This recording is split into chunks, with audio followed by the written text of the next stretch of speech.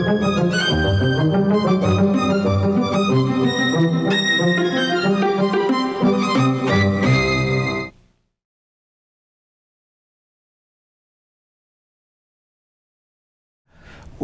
to Hoko Palizzo's The Writing Life. I'm Colleen Parsons, and our guest today is Irish writer Mike McCormack. Mike has published 2 collections of short stories, Getting It in the Head and Forensic Songs. Getting in the Head won the Rooney Prize for Irish Literature and was named a New York Times notable book. He's also published 3 novels, Crow's Requiem, Notes from a Coma, and Solar Bones. Notes from a Coma was published in 2007 and it was shortlisted for the Irish Book Award. It's an extraordinary book in which a sort of a naturalistic narrative is overlaid over these bracing dystopian footnotes. In 2016 then, Mike published Solar Bones, which has been a runaway success, winning the Goldsmiths Prize for Experimental Fiction and also the Irish Book Award's Novel of the Year Award. Solar Bones is a 200-page long sentence, a beautiful, flowing narrative, deeply humane, gently humorous, and generous. For all these reasons, Mike McCormack, it's a great pleasure to have you here today. Thank you very much. So the series is called The Writing Life, and I figured maybe we should start there. How did it begin, and where did it begin? It began, I guess, with my passion for reading as right up from being a kid to right into my early 20s. When I was a child, I did all the children's reading that you can imagine a child doing, and that in my generation we read, Roald Dahl and Enid Blyton and all that kind of thing. But very quickly I graduated onto reading cowboy books. At about the age of 9 or 10, I started reading. Is that a graduation? Yeah, it is. I think so. Graduated onto reading the great American classics, Zane Grey, Louis L'Amour, the other writer J.T. Edson, and Luke Short. And I began reading those books, and they filled me with a great sense of wonder and a great sense of in some sense, a moral universe. There was people with black hats and white hats in it, and that.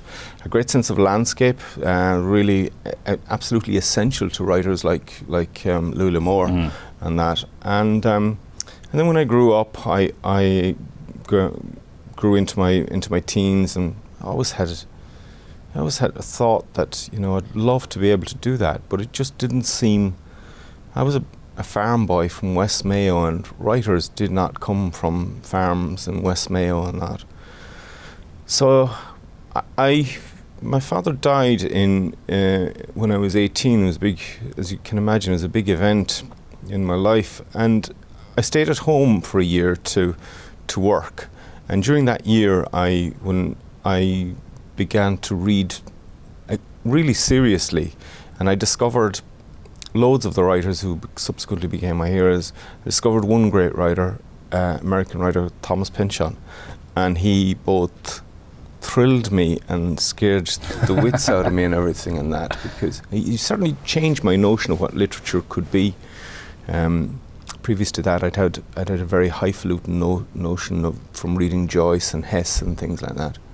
But if you open up the first pages of V, there's a barroom brawl in it, and it's on about jazz and cartoons and everything like that. He was the first writer I knew that commingled popular culture and everything in his work. Sort of a bric-a-brac writer. Yeah, in a sense. Yeah. All of the everyday smells and feelings coming to the work. Everyday smells and feelings, and all the cultural rubbish that was so much a part of my own makeup and that.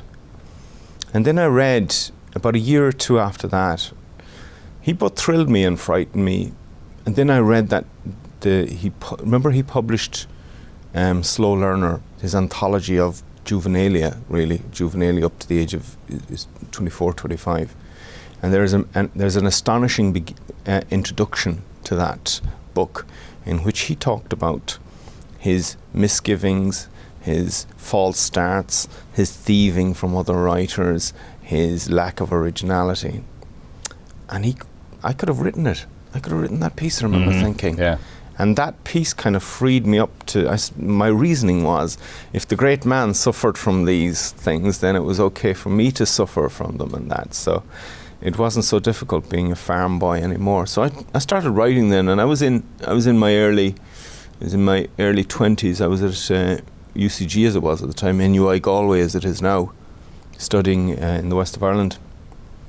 And I started writing my first short stories, and I began sending them out, and got them. First place I was published was the Connacht Tribune. They had a short story. Eva Burke, the poet from Galway, she was the very first person to publish my work. So that was it. I was supposed to be studying philosophy at the time, but I kind of started writing fiction and writing, and I just suddenly came to the realization I'm a much better fiction writer than I am a philosophy writer, and I stuck with it, and it's been a sort of a half decision like that somehow becomes your life. You never know how it happens. Surely the best philosophical writing is fiction.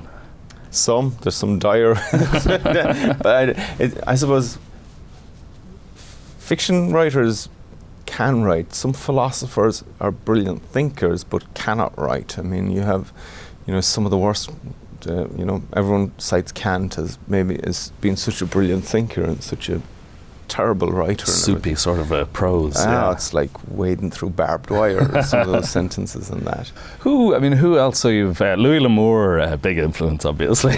Quite very seriously, really Thomas Pynchon. Thomas Pynchon, yeah. Herman Hesse. Begins to make a lot of sense now. Kafka, yeah. J.G. Ballard was J.G. Ballard was and remains my big short story hero.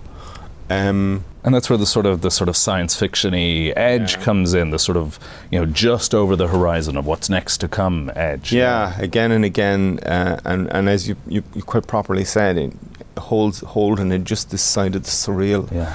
I don't like being called a surreal writer. It is too much. I'm too structurally minded to give myself over completely to the kind of license that postmodernist baggage to that term. But I'm fully go with the notion that I bring it right up to that doorstep. But Ballard was a huge influence. He was. I think his collected short stories runs to 2 500-page volumes and that. And if you sit and read that, you'll find that he put the short story through more hoops and loops and jumps than I think any other writer. He was very committed to the short story. He was very committed. As you are as well. He was very committed. He was 8 or 9 collections in a lifetime of it, and people only remember his novels. But he was an editor at a small magazine in Britain called Ambit magazine, which is still going. He was the fiction editor back in 92, 93, and he published one of my first short stories. He published the Occupation, a guide for tourists, and that was an extraordinary must have been an amazing boost of confidence. Yeah, I was absolutely thrilled. Did he write anything to you? Did he respond in any way? He did. He responded through he was the fiction editor. Martin Bax was the editor of the magazine, and Martin Bax wrote to me and he says, myself and Mr. Ballard really like your story, but we were of the opinion that Mr. Ballard is strongly of the opinion that the story would be better without the opening paragraph. An opening paragraph which kind of sets the scene and the context of what happens after that. Of course, it's quite typical J.G. Ballard. You're just thrown into it, but I'm a bit more cautious. I want sort of scene setting and context in that. Did you? So I wrote back and I said, it's J.G. Ballard. I said, I'm thrilled, but I said my preference would be to hold on to it. But if you feel it's absolutely necessary, you can remove it. I can fully tagging in my head that I'm going to restore it if it ever gets published in book form and that. And 3 months later, then I got a copy of the magazine came through the hallway, through the post box, and I found that they had published the whole thing in its entirety. That was a big thrill. I mean, it was incredibly beholden to him as a kind of a hero, and as something. The world's imagination and foresight is a bit blunted for his loss, and that he really was genuine, something genuinely poetic and prophetic about what he did, and that. So to get an endorsement from him was huge. You're a bit like Joyce, though, and he refused to let anybody make any changes to Dubliners. That was a brave decision. Although you did obviously offer. I gave him the out. He could do it. I gave him. I was smart enough there. I have to think that I gave both of us an option in that. But I mentally mentally tagged it that, well, I've always considered magazines and journals to be part of the drafting process. Yeah. And the definitive edition is what goes into the book. And that So that explains where the sort of the science fiction edge, in a sense, came from. The experimental, the 200-page sentence, notes from a coma. There's not a strong tradition in recent Irish literature, and by recent I mean since the 1950s, of this sort of experimental prose. Yeah. Where did that emerge? What gave you the idea that the novel wasn't the right shape, that you needed to reshape it? Yeah, that's a bit of an arrogance, isn't it? think it had served everyone else well, but not me. Again, the J.G. Ballard had done an awful lot of formal experiments, particularly in books like The Atrocity Exhibition, and in his short stories. He showed how you could use so many devices to run a theme past, to develop a theme in that. And one of my projects, kind of, you write the novels that come to you in that, but one of my kind of conscious side projects is to rethink the west of Ireland as a science fiction landscape. Yeah. And that fed into, and that's a very self-conscious project, and that fed into the Notes from a Coma, in which I have this kind of, I think of it as a choral piece. It has 6 narrators, I think, and the telling revolves through them. They pick it up and they leave it down and pick it up again, and that, and it's called Notes from a Coma, and it's, you read it and it's itty and bitty and fragmented, and that's why it's called Notes from a Coma. It's not called long, continuous, smooth narrative from a coma and that. So I wrote it because that's the way it always suggested itself to me, as a choral piece. And then it's broken up further by this kind of running commentary, these kind of contingent or incidental riffs, which take place at the bottom of the pages and that. And that's part of that's a device from astronomy. It's a thing called an event horizon. Some of the furthest circumference of the book, or the furthest perimeter within which these 5 or 6 people have their being, and that. And mostly invisible to them. Mostly except to JJ has a sort of an unconscious sense, if I can use that word. He has, and he has a much more imaginative reach than almost anyone about him. And I think one of the things, he's plagued by his imagination. He's JJ is one of these people that, in many ways, consciousness and conscience are one and the same thing to him, and he kind of trips over it, and it's not to his good in that. So that book took a long time. It's only 200 pages, and I spent 5 or 6 years on it. My brother has calculated 40 pages a year. That's fine. He said, my brother calculated that it's less than a page a week or something like that. But so what pages they are? What pages they are? Yeah. Well, if you think about Solar Bones, how long did it take you to write Solar Bones?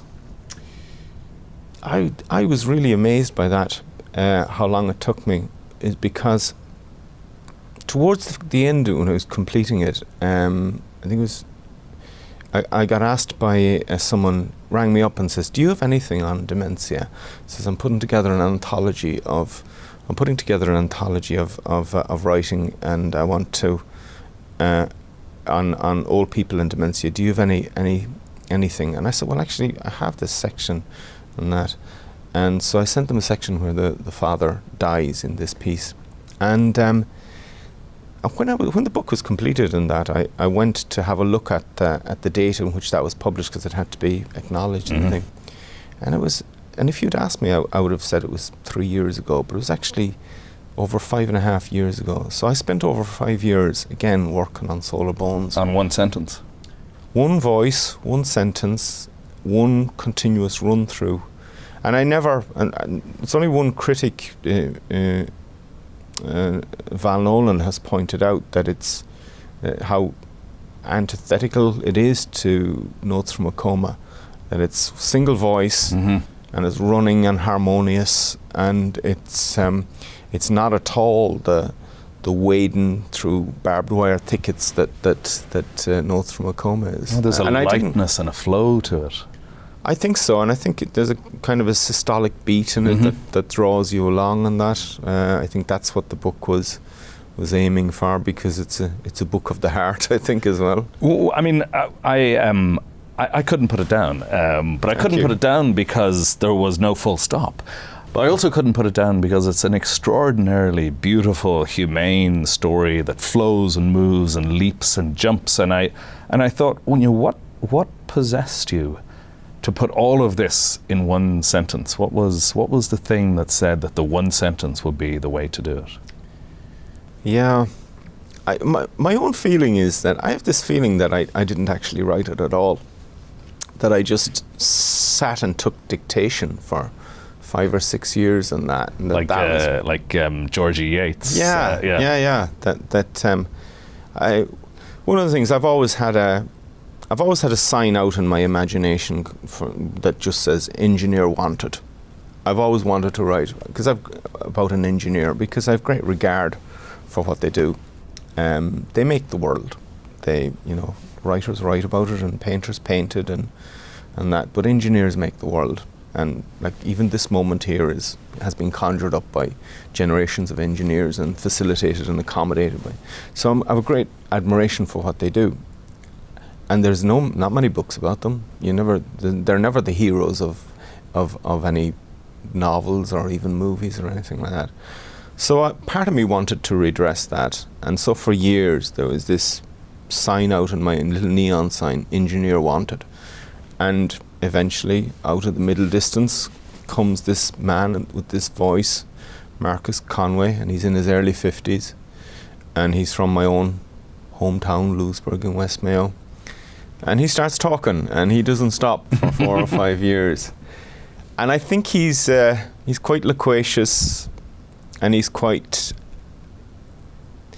must have been, I must have liked him because I read him now, and I think I have very little memory of writing the book, but there's another reason for that. But I must have enjoyed being with him because I read him now, and I think, God, I would spend time in a pub with this man. He's a lovely man. Yeah, maybe now would be a good time for us to hear a little bit. And I want to talk about engineers and Louisburgh and everything else, but maybe a little bit from the novel would be great. I'm going to read a small bit from near the beginning of the novel on page 66, and it's a piece where himself and Mairead, and they're in their early 50s. His wife. Yeah, and they have 2 grown-up kids in their early 20s, and this is one of the things they do is they go for a walk in the evening and that, and here Mairead recounts a programme that she's seen on television, and they both have different interpretations of what they've looked at and what they've seen. So we pulled on light jackets and we set off as night was beginning to close in. Starting off along the main road and then skirting the village by the sea path across the Black Hill, the breeze crisp on our faces, and as we walked, Mairead told me about a documentary she had watched recently, telling me, there's a nomadic tribe in Mongolia who crossed the Gobi Desert, herding their goats and their sheep and horses, and pitching their yurts on the outsides of towns and cities to trade with the settled communities. And there's nothing odd in any of that, but what's really interesting was that at the centre of the tribe there was a holy woman, or witch doctor, who has the usual tasks of healing and invoking the gods, all the shamanic and medicinal duties, a vocation that has come down to her through the family, a line of apostolic succession which meant that she had this other function also of keeping the tribe's world in balance and harmony by living her life backwards. Well, how do you mean, living backwards?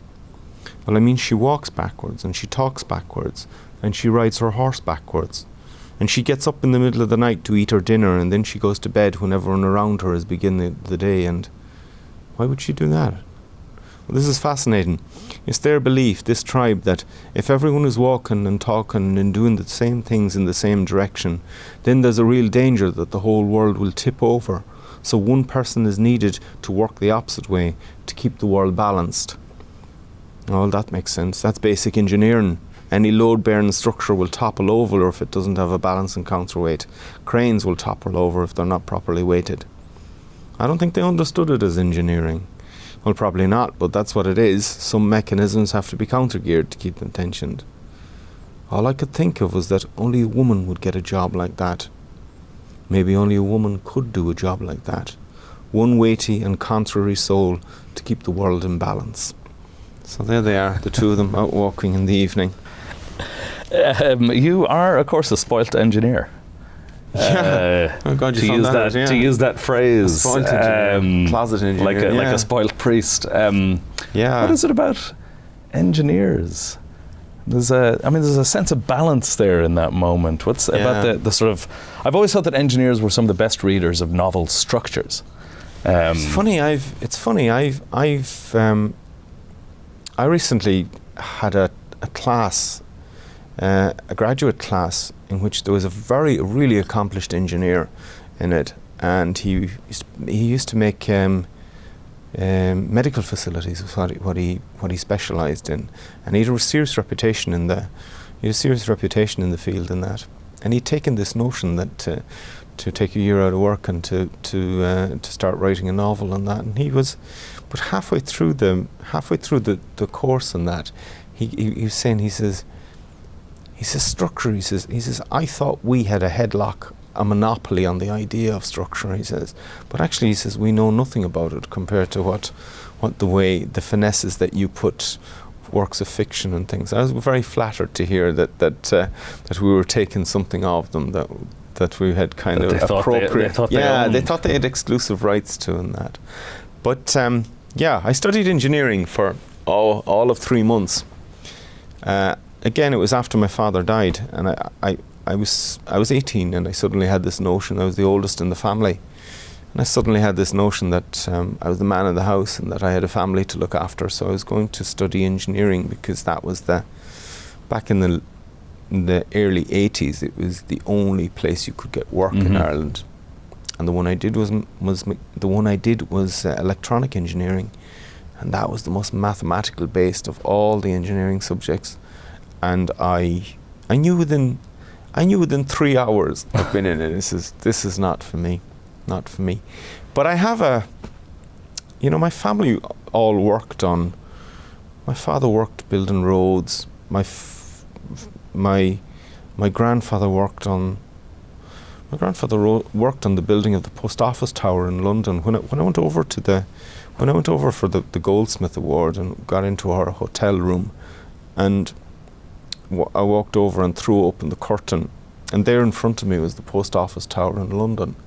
And without even thinking about it, it just came out of my mouth. I says, "Oh, there's the post office tower." I says, "My grandfather poured the foundation on that." And my grandfather and 200 other men poured the foundation on it and that. But there's always and of course there's that element of Solar Bones where this faulty foundation is being poured, the sort of the foundation of the future generations that will collapse. But here's your engineer grandfather. It goes back into it, and I worked. One of the things I did with my father. My father would have only lived about 2 years after this. Was we built our house, and I built it right from when it was a chalk mark on the ground to the day we moved into it. I worked on it every single day of it, and every single day of its construction, and that was a great experience, and it was great to see something rising out of the ground, and all of that kind of thing came back to me in I suppose there was this openness and receptivity in me towards the Yates said famously that a man of science has exchanged his soul for a formula, but there's no sense in which your interest in science and technology and your interest in structures and engineers and professionals. There's no sense in which they've sold their soul for anyone. Marcus, of course, is a soul. To an extent, but you were going to correct that. No. I was going to say two of the people behind. When I reading around, and I was very lucky to come across the work of Samuel Floorman, who has written 2 books, and who's himself a very accomplished engineer, and has written 2 books of essays that I know of, the existential pleasures of engineering and the civilized engineer. And he's just he's just very passionate about the subject, and he's a fine writer. He's just a beautiful essayist and that. So he's very much a poetic soul. But then I came across Peter Rice, who's an Irish engineer, and from Drogheda. And Peter Rice, his first job at the age of 28 was to go to Sydney and to put the roof on the Sydney Opera House. He had designed the shells. He wrote the code that designed the shells. Extraordinary. Yeah, that was his first job, and he came back, and his fingerprints are over every major building in Europe for the next 20 years. The Lloyd's building, the Pompidou Centre. He was called the James Joyce of materials, but to hear him speak about his trade, and he falls much more into the locutions of drama and poetry and art than maths and formula and things like that. He's really attractive. There's an argument that he's Ireland's greatest artist of the late 20th century, but he's a really attractive soul, and he died very young. But we're running, unfortunately, out of time. Are we? So we have time for one last question, and it's a question that came just before your reading of Solar Bones. Louisburg, and the idea that rural Ireland is ripe for experimental fiction and for a really sort of robust new form of the novel, something modernist in the rural place. Where did that come from? It came to me, and I mean by that I mean it really comes to me. It's the source and ground out of which I write. Now, and you know my work, and you know that the books we've talked about are heavily grounded in it, and that, and it's like as if I need this solid ground under my feet, because it's going to get weird after this. And it's the fount and ground out of which everything I write. For the moment, I don't know if it's going to last. I don't know if it's going to prove to be continuously fruitful. But that's the pull and the steering of my pen. Every time I start to write, my pen will veer off in that direction. And once it's bedded down there in the rites, the rhythms, the rituals, the fields, the sky, the bog, the sea of Louisburg, then anything can happen. Dystopian penal experiments, ghosts. The last one I wrote about was a clone from Louisburg. Clones running around the fields of Louisburg. It sounds like something I think we all need to read. Thank you, Mike McCormack, for joining us today. Thank you very much. It's been a real pleasure, and thank you for joining us on this edition of Hoco Palizzo's The Writing Life.